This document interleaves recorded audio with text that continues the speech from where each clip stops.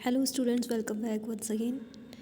हमारा 11 lesson complete हो गया है। आज हम 12 लेसन स्टार्ट करेंगे। लेसन का नाम है साउंड, पेज नंबर 89। साउंड कैसे क्रिएट होता है? एक्चुअली किसी भी वस्तु के कंपन से, वाइब्रेशन से जो आवाज़ हमें आती है, वाइब्रेशन से, वही साउंड कहलाता है। देख लेते हैं हम। When anything moving backward and forward quickly, तेज़ी से जो बैकवर्ड या फॉरवर्ड मूव होगा, वी कैन से कह सकते हैं it is vibrating motion position. जब ये वाइब्रेटिंग पोजीशन में होगा, जैसे इस फिगर में दिखाया गया है, एक फोर्सिप लाइक ये स्ट्रक्चर है। इसको जब यहाँ से पकड़ के ये इसको वाइब्रेट करते हैं, छोड़ देते हैं ऐसे, मतलब इसको स्टिक करके छोड़ देते हैं, तो ये वाइब्रेट करता है और उससे एक हमें वॉइस सुनाई देती है। वॉइस क्रिएट कैसे होता है, हमें ये पढ़ना है इस लेसन में, क्रिएट कैसे होता है। वॉइस तो आप जानते ही हैं, बहुत नॉइस बनाते हैं आप लोग, बहुत नॉइस करते हैं, बहुत आवाज़ करते हैं आप लोग। साउंड क्रिएट होता है ना, क्लास में भी, और बोलते होंगे, कोई भी चीज़ जैसे टच करते होंगे तो भी वॉइस आवाज़ आती है, साउंड आती है। तो ये बनता कैसे है? वाइब्रेशन से बनता है। कैसे बनता है? वाइब्रेशन से बनता है ना, वस्तुओं के वाइब्रेशन से। Think that vibrate make sound, है ना। इसमें देख लीजिए, sound is form of energy. ये एनर्जी का एक रूप होता है, with transfer from the movement energy of the vibrating object, है ना। वाइब्रेटिंग ऑब्जेक्ट के मूविंग से जो एनर्जी रिलीज होती है, वही क्या होता है? साउंड का फॉर्म बनाता है। हाउ साउंड प्रोड्यूस, साउंड कैसे प्रोड्यूस होता है, कैसे बनता है? If you take a tuning fork, tuning fork आपने देखा होगा, मूवी वगैरह में देखा होगा इस तरीके से। इसमें एक प्लेट लगी होती है, डिस्क लगी होती है, डिस्क पे एक इस तरीके से फोर्सिप, ये क्या कहते हैं, इस पर एक रख दिया जाता है इस तरीके से। इसके ऊपर एक स्ट्रक्चर होता है, इसके ऊपर रख दिया जाता है, तो ये इसी पे राउंड राउंड करता रहता है और हम इससे आवाज़, हमें ध्वनि सुनाई देती है, आवाज़ सुनाई देती है गाने की, है ना। तो ये क्या होता है? वुडन क्लॉक होता है। You can hear it. आप जेंटली जब इसको स्ट्रिक करेंगे, फॉर्क स्ट्रिक जेंटली धीरे से खींचेंगे, and wooden clock you can hear it. और वुडन क्लॉक से तब आपको क्या आएगी? आवाज़ आप सुन सकते हैं। You may be able to see, आप देख सकते हैं, the fork clock blurred because it is moving very quickly, क्योंकि ये बहुत तेज़ी से क्विकली मूविंग करती है, ब्लड हो जाती है। And this activity show that a vibrating body produce sound. Vibrating body ही क्या करती है? प्रोड्यूस करती है साउंड। अभी तक हमने देखा वाइब्रेशन से ही साउंड क्रिएट होता है। Tunic fork is a U shaped, है ना। एक्चुअली क्या होता है, जो ट्यूनिक फॉर्क होता है, ये इस तरीके से जो फिगर पे दिखाया गया है आपको, ये ट्यूनिक फॉर्क होता है, यहाँ भी दिखाया गया है। ये यू शेप्ड का, देखिए यहाँ यू शेप बना रहा है ना, यू शेप्ड का सिंगल मेटल पीस होता है, मेटल का बना होता है। एंड विच हैंडल, इसके एक हैंडल होते हैं, यहाँ से पकड़ते हैं इसको, कॉल्ड स्टेम, इसको स्टेम भी कहते हैं। The arm in the U shape section is called prongs, जिसको क्या कहते हैं, जो यू सेक्शन होता है उसको प्रॉन्क्स कहते हैं। Tuning fork is use to produce sound, sound produce करने में जो है सर्टन फिक्स फ्रिक्वेंसी, एक फिक्स फ्रिक्वेंसी पर, यानी कि एक फिक्स जो इसकी फ्रिक्वेंसी होती है, उस पर साउंड क्रिएट करता है, ये साउंड प्रोड्यूस करता है, बनाता है ना। जैसे ये फिगर में आपको दिखाया गया है कि एक डेस्क टेबल है, उस पर एक आपका जो स्केल होता है, मीटर स्केल, सेंटीमीटर स्केल, आप उसको जो लोहे का आता है आपका, है ना, आयरन का होता है, उसको यहाँ पे रख के इसको अगर स्टिक किया जाए, खींचा जाए, खींच के छोड़ दिया जाए, तो ये क्या होता है? वाइब्रेशन करता है, इस दिशा में और इस दिशा में, और फिर हमें एक कंपन, वाइब्रेशन से एक आवाज़ सुनाई देती है ना। उसी तरीके से इसमें भी किया गया, इसको खींच के छोड़ दिया जाता है, तो इसमें से वाइब्रेशन की हमें आवाज़ आती है। ठीक है। From A give activity will you notice, आपने नोटिस किया जो एक्टिविटी दी गई है, ये क्या आपने नोटिस किया कि वाइब्रेटिंग बॉडी प्रोड्यूस साउंड, की जो वाइब्रेटिंग बॉडी होती है वो क्या करती है, साउंड प्रोड्यूस करती है, साउंड बनाती है। ठीक है, अब देख लेते हैं वाइब्रेशन ऑफ ऑसिलरेशन। ऑसिलरेशन जैसे, ऑसिलरेशन क्या होता है, आवर्तकाल।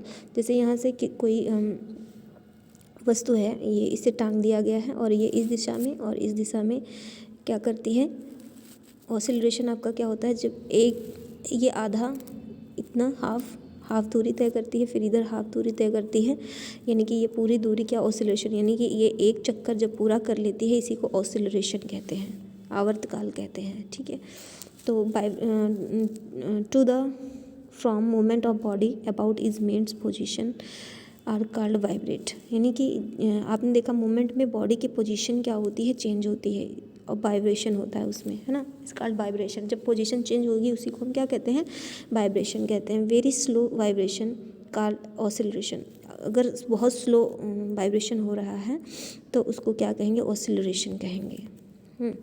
And oscillation motion is an to and fro motion of body. To and fro, ये जो मैंने बताया ना, टू इधर एंड टू एंड फ्रो, ऐसे ऐसे मोशन करती रहती है, टू फ्रो इस तरीके से। ठीक, एंड देख लेते हैं, for example the swing moving of the and fro on the path of means position in the middle में इसकी पोजीशन होती है और इस तरफ ये मूवमेंट करता है।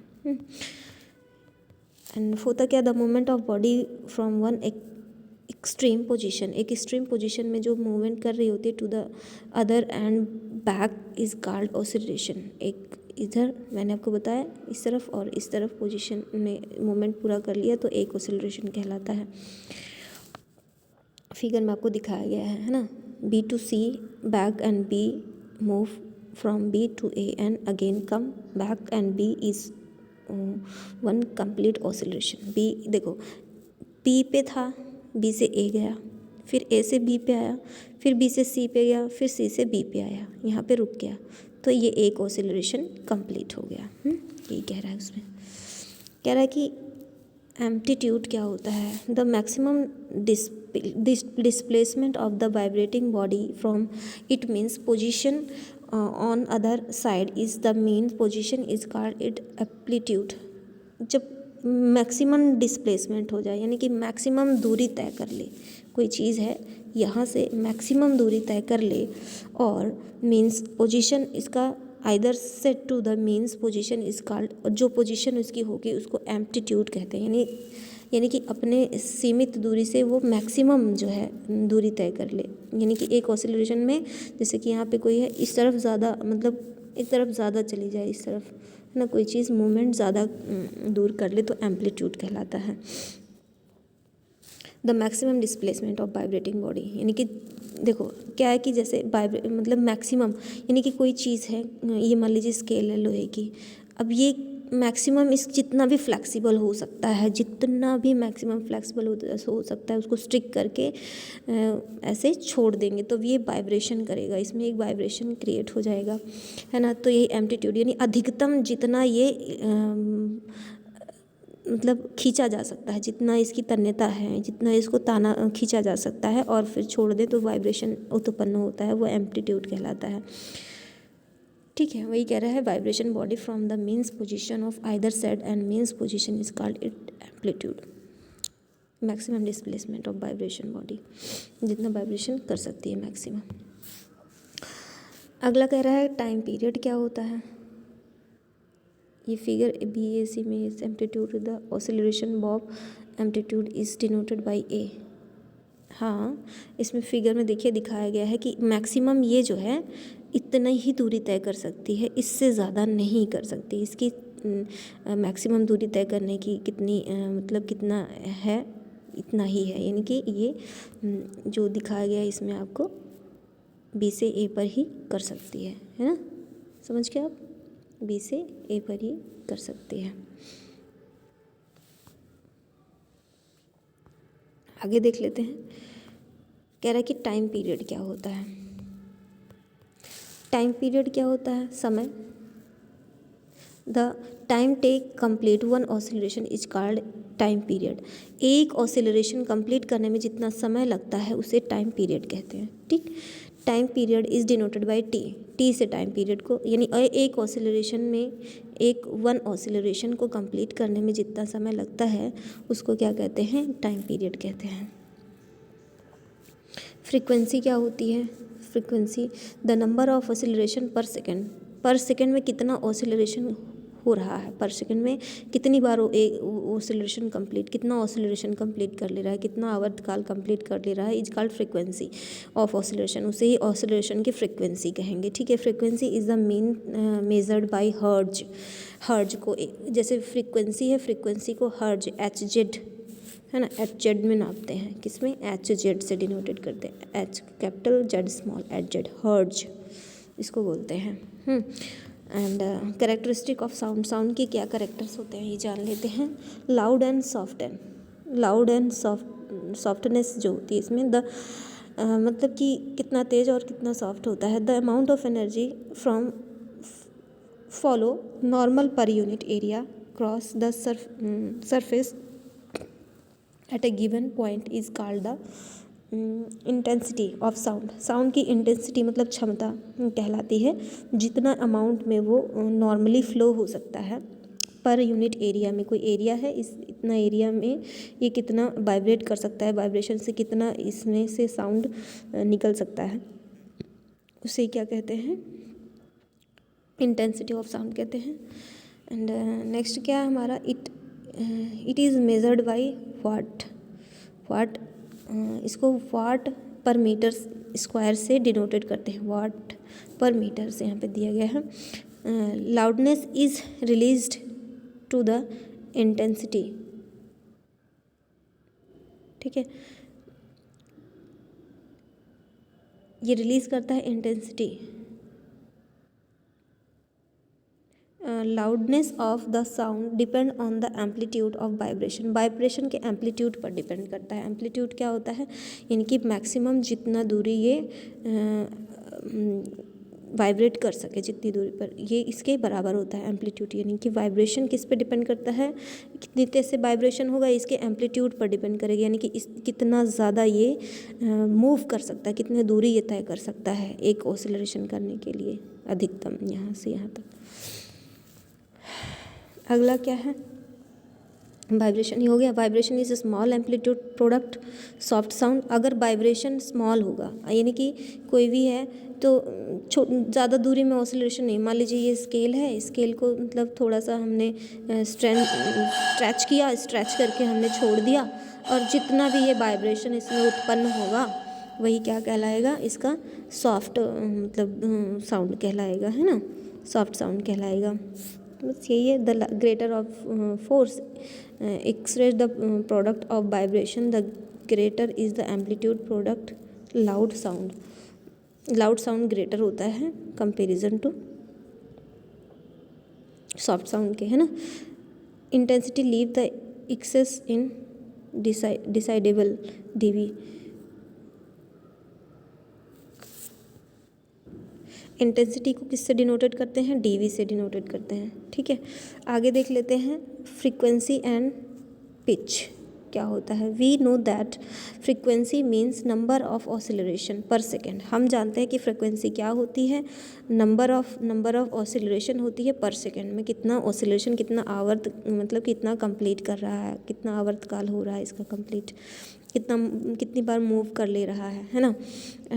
ए high pitch sound has a high frequency and low pitch sound has a slow frequency. जो हाई पिच होगा तो साउंड भी उसका हाई होगा, हाई फ्रिक्वेंसी का होगा, और लो पिच होगा तो साउंड भी उसकी क्या होगी, लो फ्रिक्वेंसी की होगी। ठीक है, sound is high pitch are women's voice की जो साउंड होती है, साउंड की जो पिच होती है, पिच का मतलब देखते हैं क्षेत्रफल, आपका एरिया होता है, जिस सतह से साउंड निकल रहा है, जिस सतह से साउंड निकल रहा है, पिच, है ना।